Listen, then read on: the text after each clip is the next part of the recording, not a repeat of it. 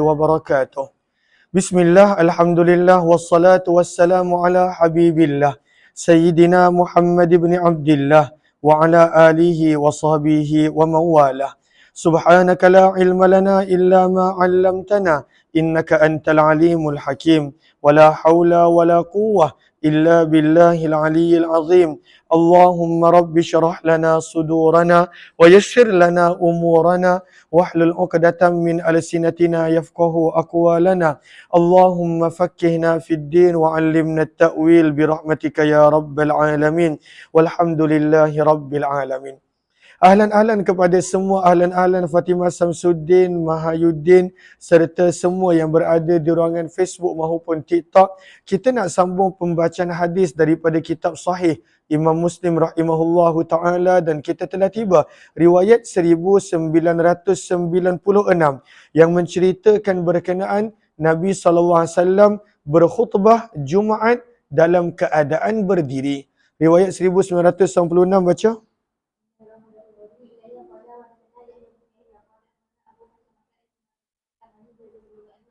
Jabir radhiyallahu ta'ala anhu telah mengkhabarkan kepadaku, kata simak, sesungguhnya Nabi SAW kana yaktub. Nabi SAW menyampaikan khutbah qa'ima dalam keadaan berdiri. Thumma yajlis. Kemudian Nabi SAW akan duduk di antara dua khutbah. Thumma yakum. Kemudian Nabi berdiri kembali untuk khutbah kedua. Fayakhtubu qa'ima. Dan khutbah kedua juga Nabi sampaikan dalam keadaan berdiri. Faman nabba'aka, maka kata Jabir kepada simak, maka barang siapa yang mengkhabarkan kepada kamu annahu, bahawa sesungguhnya Nabi kana yaktubu jalisa, pernah berkhutbah dalam keadaan duduk, faqad kadzaba, maka demi sesungguhnya dia telah berdusta. Faqad wallahi, maka demi sesungguhnya demi Allah, sallaitu, aku telah menunaikan salat bersama dengan Nabi SAW akthar, lebih, min alfai salatin, daripada 2000 kali salat. 2000 kali salat ini kata Imam Nawawi adalah al-muradu as-salawatul khams. Maksudnya adalah salat, apa salat Allahumma salli ala sayyidina Muhammad. Maksudnya adalah, ni dalam kereta punya. Maksudnya adalah salat fardu 5 waktu, bukannya salat Jumaat. Maka beliau kata Nabi bila menyampaikan khutbah Jumaat dalam keadaan berdiri dan hanya duduk ketika mana di antara dua khutbah. 1997 baca.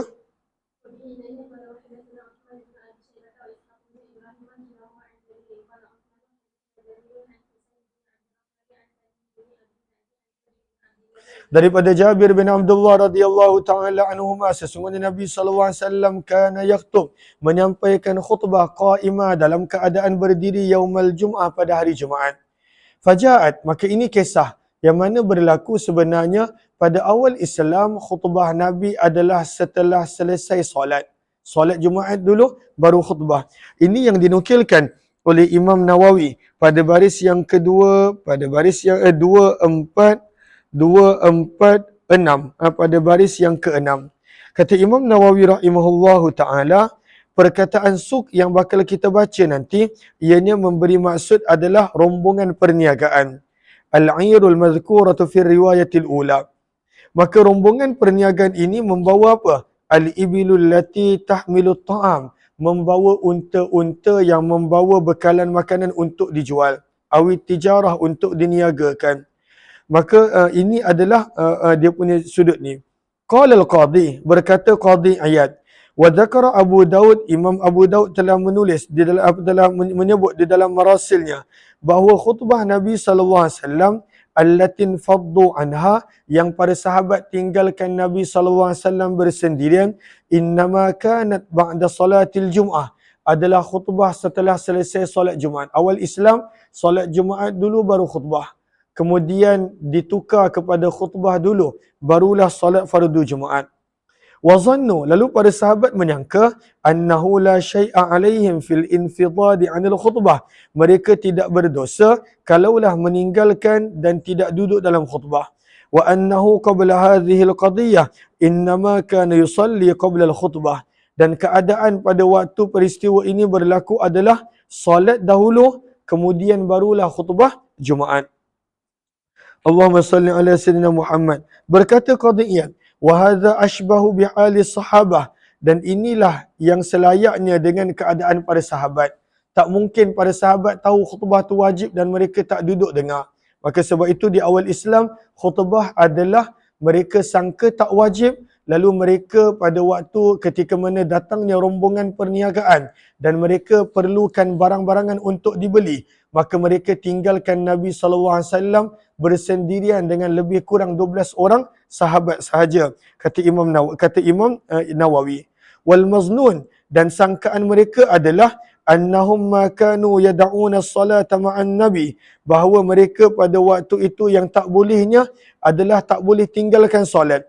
Adapun khutbah mereka rasa tak wajib dengar. Maka sebab itu kata Jabir bin Abdullah, Nabi SAW pada satu ketika sedang berkhutbah Jumaat. Maka telah datanglah rombongan perniagaan daripada Syam membawa barang-barang dagangan, barang-barang perniagaan. Fanfatalan nasu ilaiha, dan zaman tersebut nak dapat bekalan makanan bukanlah mudah.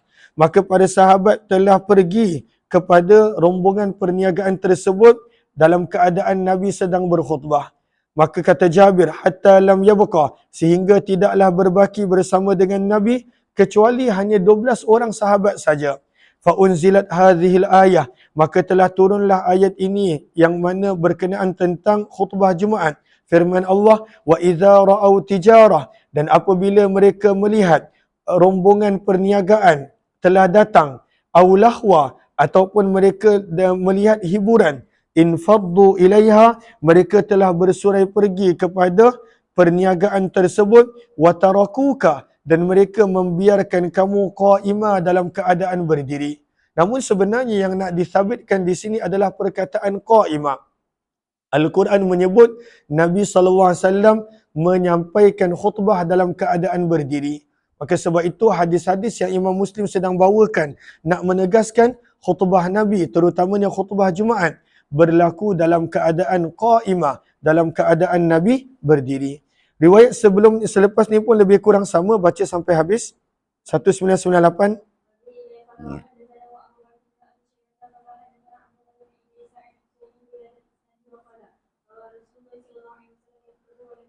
Mereka meninggalkan Nabi SAW dalam keadaan Nabi sedang berkhutbah. Dan telah kita terangkan kerana pada waktu awal Islam khutbah dilakukan, khutbah Jumaat selepas solat. Maka para sahabat menyangka mereka tidak perlu dan tak wajib menunggu khutbah, sebab itu mereka tinggalkan Nabi SAW. Terima kasih banyak-banyak kepada yang beri gift, My Life dan juga sahabat-sahabat yang lain. 1999 daripada hadis sahih Imam Muslim. Baca.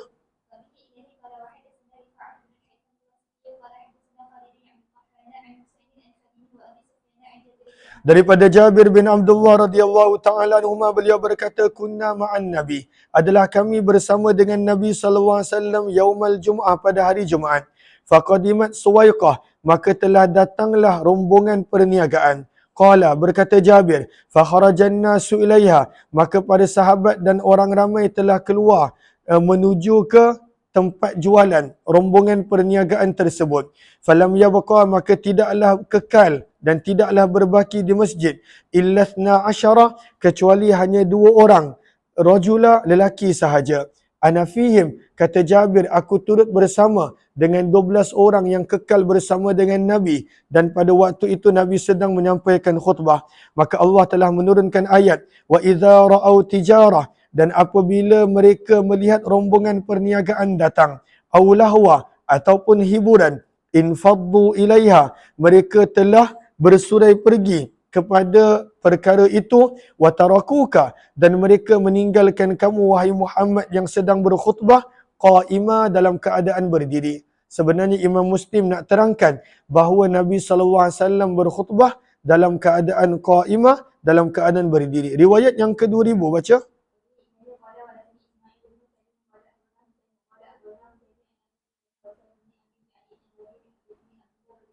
Daripada Jabir bin Abdullah radhiyallahu taala anhuma, beliau berkata, bainan nabiyyu, sedang Nabi SAW qaimun, berdiri, dalam kurungan sedang menyampaikan khutbah, yaumal jum'ah, pada hari Jumaat, idh qadimat airun ilal Madinah, telah tiba satu rombongan perniagaan ke Madinah. Rombongan ni daripada mana?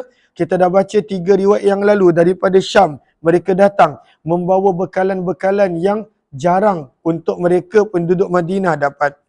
Fabtadaraha, maka telah bergegas pergi kepadanya pada sahabat Nabi SAW, hatta lam yabqa, sehingga tidaklah berbaki bersama dengan Nabi kecuali hanya 12 rajulan, 12 orang sahabat sahaja. Antara mereka adanya Abu Bakar dan Umar. Qala, berkata Jabir, wa nazalat hadhil ayah, lalu turunlah ayat ini, Allah menegur pada sahabat, wa idza ra'au tijaratan aw lahwan faddu ilaiha, apabila mereka melihat rombongan perniagaan datang ataupun mereka melihat sesuatu hiburan datang, mereka bergegas pergi kepadanya dan meninggalkan Nabi SAW dalam keadaan berdiri. Riwayat 2001 baca pun lebih kurang sama, baca.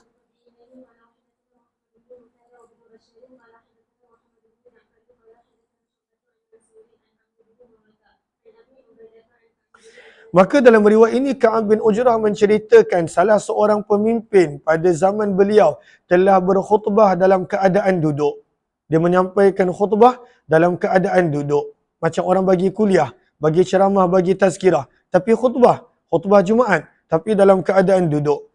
Maka Ka'ab bin Ujrah telah menyebut dengan pada waktu itu perkataan mencela perbuatan tersebut. Daripada Ka'ab bin Ujrah, beliau berkata, dakhalal masjid, maka beliau telah masuk ke dalam masjid. Wa Abdul Rahman, dalam keadaan salah seorang pemimpin pada waktu itu, Abdul Rahman bin Ummil Hakam, yakhtubu qa'idah, sedang memberi khutbah dalam keadaan duduk. Faqala, maka telah berkata Ka'ab bin Ujrah, unzuru ila hadzal khabith, lihatlah kepada orang yang celaka ini, yakhtubu, menyampaikan khutbah dalam keadaan duduk. Walhal Allah telah berfirman, wa idza ra'au tijaratan aw lahwan faddu ilaiha wa tarakuka qa'ima, dan para sahabat telah meninggalkan Nabi SAW berkhutbah dalam keadaan berdiri. Lalu Nabi berkhutbah dalam keadaan berdiri, tapi salah seorang pemimpin, governor pada waktu itu, Abdul Rahman bin Ummi Hakam, dia telah berkhutbah dalam keadaan duduk. Maka kata Imam Nawawi, perkataan yang dilontarkan oleh Ka'ab bin Ujrah, hadzal kalam, perkataan ini menunjukkan inkarul munkir, bahawa Ka'ab bin Ujrah tidak bersetuju dengan perbuatan pemimpin pada zamannya Abdul Rahman bin Ummil Hakam. Kenapa? Kerana dia telah melakukan perkara yang bertentangan daripada sunnah Nabi SAW. Terus baca 2002.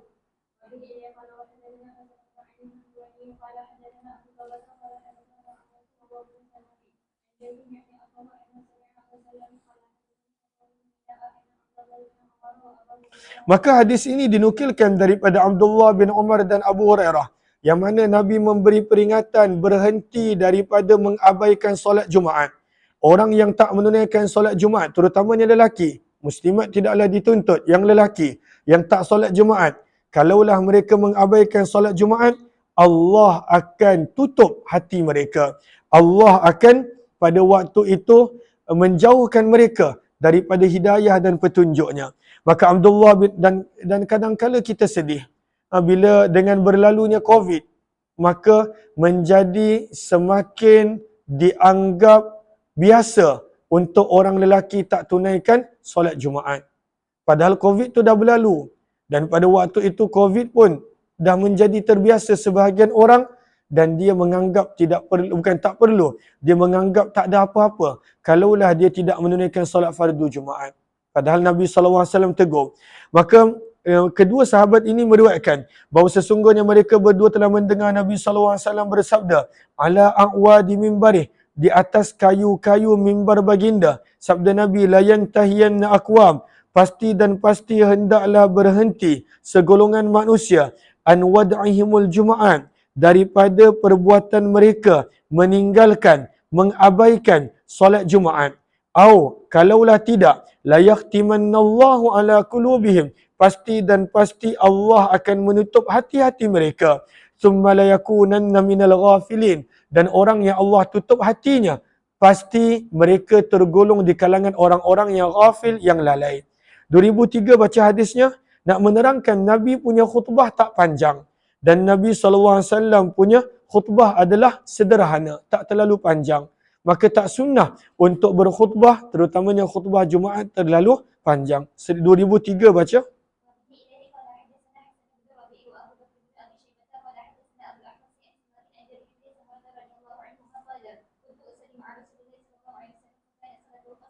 Maka kata Jabir bin Samurah, aku pernah menunaikan solat bersama dengan Nabi SAW fakana.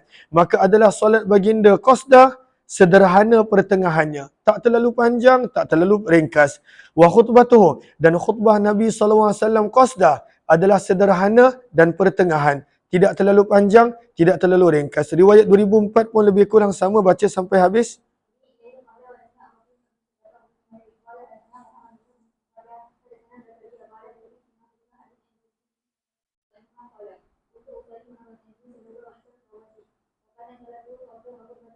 Maka solat dan khutbah Nabi SAW adalah sederhana, tidak terlalu panjang. Kita nak baca sekejap catatan Imam Nawawi berkenaan tentang maksud hadis Allah akan menutup hati orang yang tidak menjaga, orang yang mengabaikan solat fardu Jumaat. Maka pada baris yang ke-6, pada baris yang ke-5, kata Imam Nawawi rahimahullahu ta'ala, maka maksud daripada ini adalah i'damul lutfi wa asbabul khair. Orang yang meninggalkan Jumaat dan Allah tutup hatinya. Maksudnya apa? Allah tutup hatinya daripada perasaan rahmat, kasih sayang dan daripada perkara-perkara baik. Allah tutup hati dia. Tak ada perkara baik yang boleh masuk ke dalam hati dia kerana dia mengabaikan perintah solat fardu Jumaat. Kemudian pandangan yang lain, maksud daripada Allah menutup hati adalah akan timbul kekufuran di dalam hati dia. Dan kemudian ada juga pada waktu itu riwayat pandangan-pandangan yang lain. 2005 baca.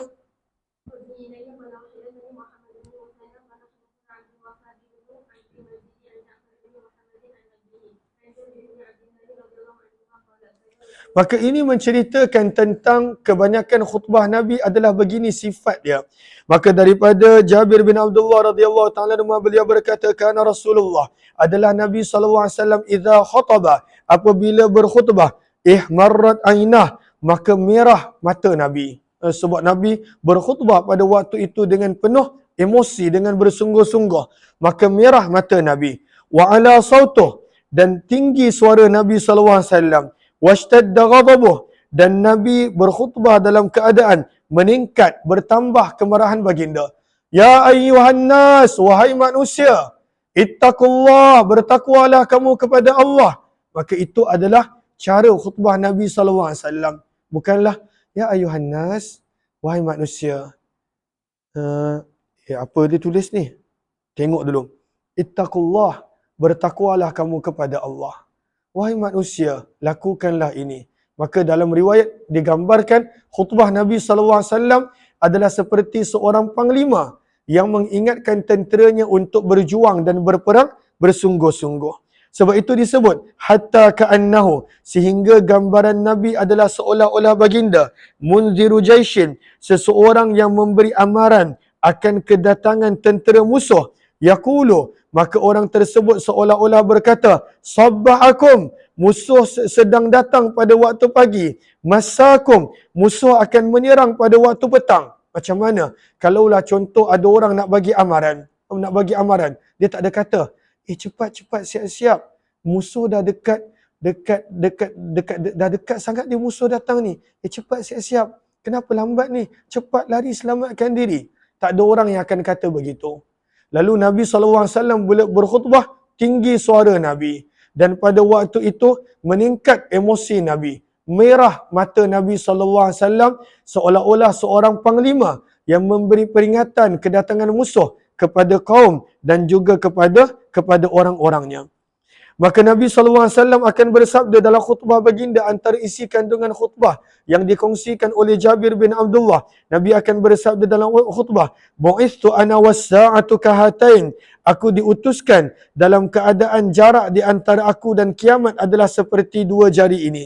Wa yakrunu, dan Nabi menggabungkan di antara kedua jari baginda as-sabbabah, jari telunjuk dan juga jari tengah.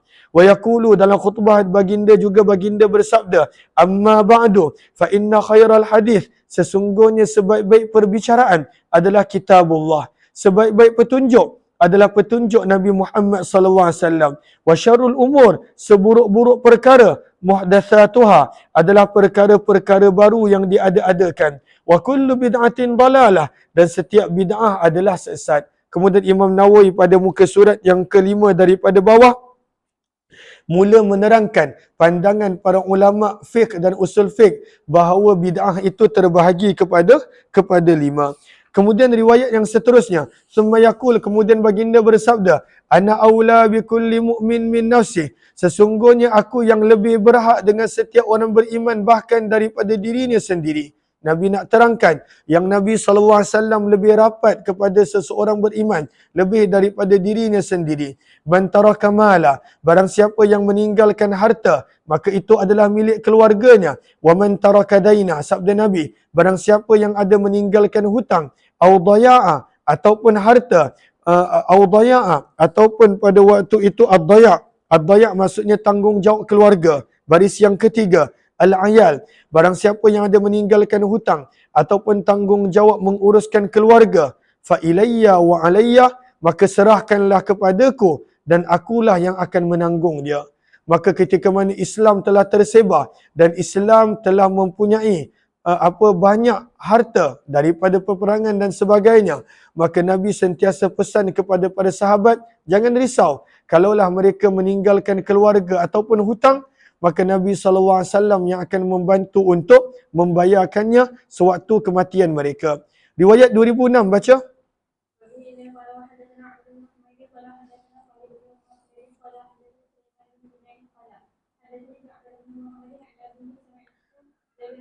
Jabir bin Abdullah radhiyallahu ta'ala anhuma berkata, kanat khutbatun Nabi, adalah khutbah Nabi SAW yaumal Jum'ah, pada hari Jumaat. Yahmadullaha, Nabi akan memuji Allah. Sebab itu pada baris yang kedua, 4, 6, 8, 10 daripada bawah. Minta maaf, pada baris yang kelima daripada bawah.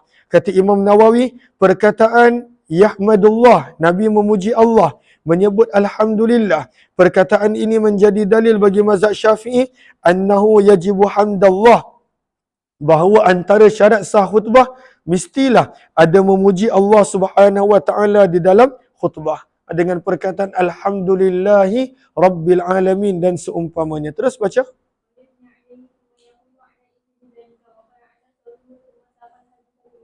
Terus.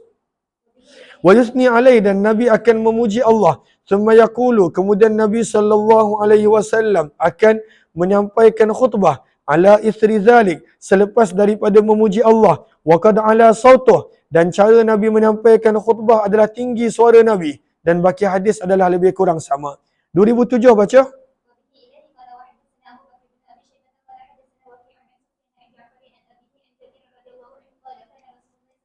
Adalah Nabi SAW berkhutbah kepada orang ramai. Yahmadullah, ini pun dalil bahawa mesti ada memuji Allah di dalam khutbah. Maka Nabi SAW telah memuji Allah. Wa yusni alaih, dan mengagungkan Allah. Bima huwa ahluh, dengan pujian yang selayaknya bagi Allah.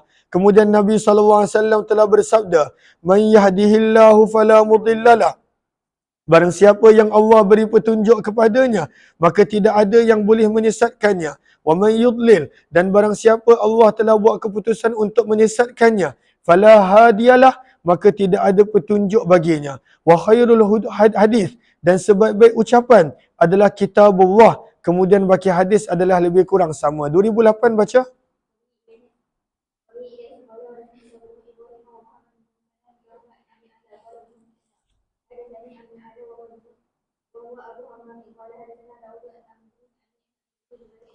Ani bin Abbas, daripada Abdullah bin Abbas radhiyallahu anhuma. Hadis ini Imam Muslim bawakan nak menerangkan kepada kita sebahagian daripada muqaddimah khutbah Nabi SAW yang ada dalam hadis ini.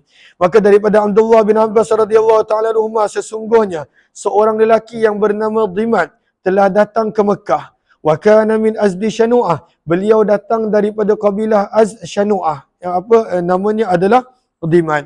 Wa kana yarqi, dan beliau boleh merawat min hadhihi rih, daripada orang-orang yang terkena gangguan. Ar-rih kita boleh lihat pada baris yang ketiga daripada bawah, al-junun wa massul jin, orang yang terkena gangguan jin. Maka pada waktu itu Dimat ini zaman tersebut dia pakar dalam nak merawat orang yang kena rasuk, kena jin dan lain-lain. Fasami as-sufaha amin ahli Mekah, maka beberapa orang yang bodoh daripada kalangan penduduk Mekah telah berkata kepada Dimat, inna Muhammadan majnun, wahai Dimat, engkau seorang yang pandai merawat, maka ketahuilah sesungguhnya ada orang di kalangan kami bernama Muhammad adalah seorang yang gila. Faqala, maka Dimat berkata, lau anni ra'aitu hadzal rajul, kalaulah aku dapat melihat Muhammad ini, la'allallaha yashfi, moga-moga Allah kurniakan kesembuhan kepadanya melalui tanganku. Qala, berkata perawi, falaqiyahu, maka Dimat telah bertemu dengan Nabi SAW. Sebab orang Quraisy kata Nabi gila, Nabi tak betul, al-iyadzubillah. Padahal mereka pada waktu itu yang telah menimbulkan persepsi buruk tentang Nabi SAW.